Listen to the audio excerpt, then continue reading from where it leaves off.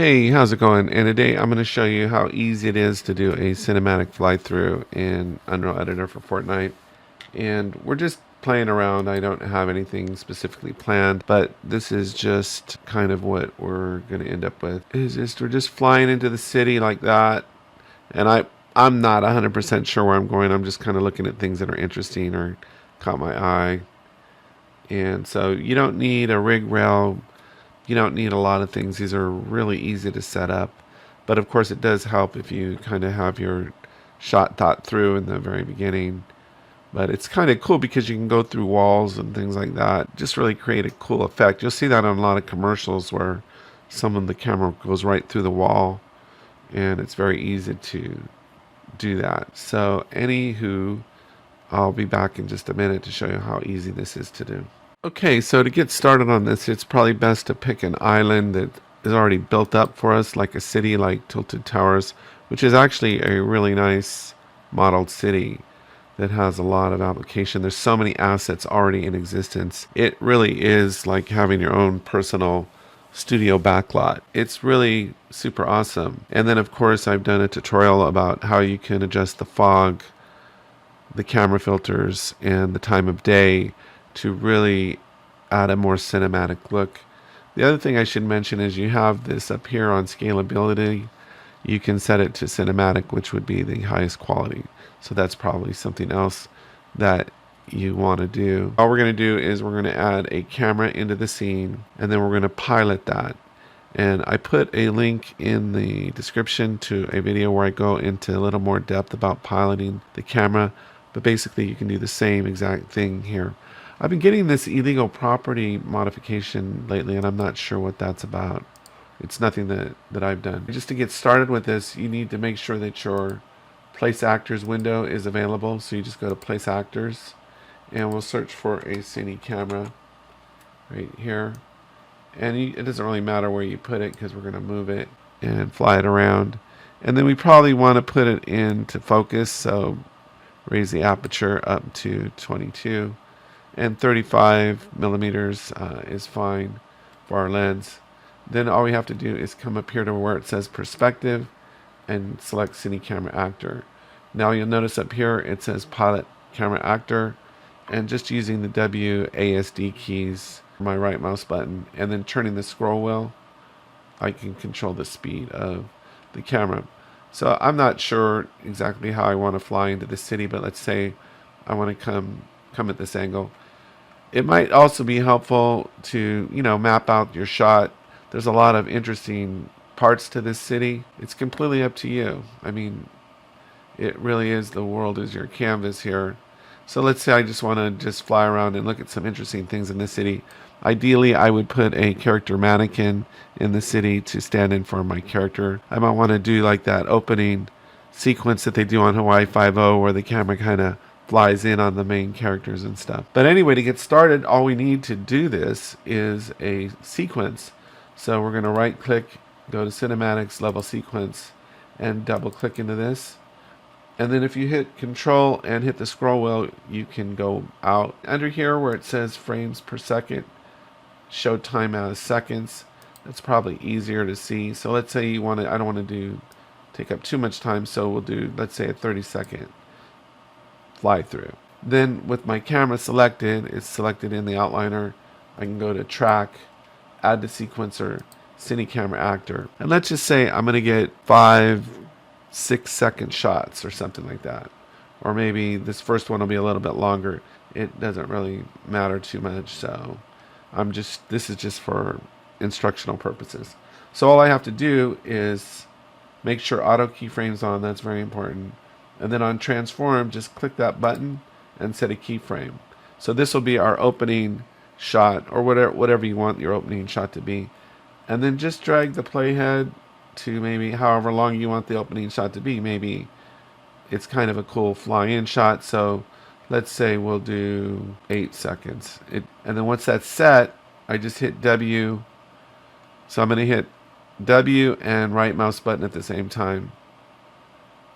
And I'm just going to fly in kind of slow. It doesn't matter how fast I'm flying in. It's just helping me to control exactly the trajectory kind of the camera. And of course, I'm looking for something of interest here, so why not this billboard thing?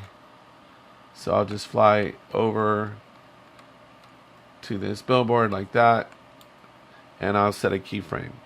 Then I'm just going to drag this over, another few seconds and try to find something else of interest. Those are yum yum, by the way. Let's fly over this way, and I don't know what's of interest here. You can rotate. Oh, that clock tower looks pretty interesting. So I'm just kind of randomly getting over here. So there's a clock tower, and then we'll just drag over here. I'll show you how you can fix this later. And then let's say I'll fly down here by the gas station, maybe like this, spin around a little bit and get that shot of the gas station, like right there, something like that.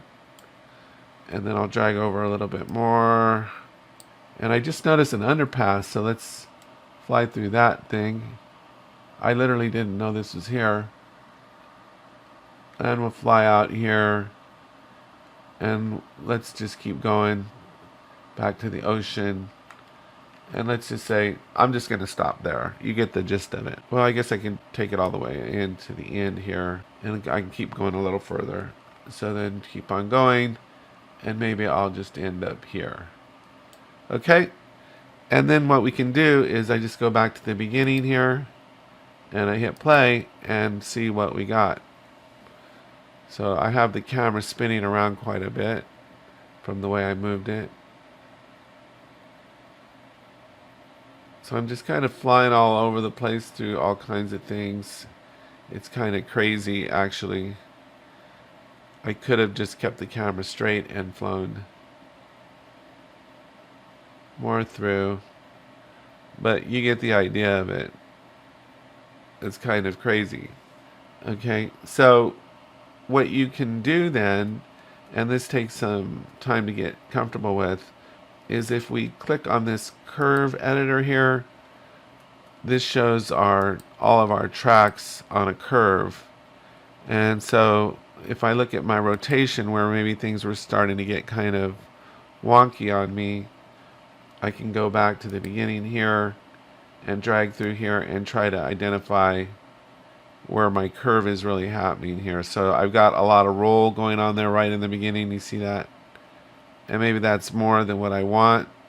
So all I have to do is select that keyframe here and then just pull that down so it goes more straight. And this is pretty intuitive because it has all the dimensions that we shot on. But here you can smooth out things. It's really easy to make adjustments so maybe things aren't. Maybe move this out of the way a little bit more. So, and just kind of follow how the camera's flying. Here I kind of go through this building. Maybe I don't want that so much. Hey, wow, I just noticed this. Look at that poster on the wall. It's interesting, right? So, but then there's other dimensions here. Location. Where are we at the Z? It'll highlight. You see on the Z how crazy that one is.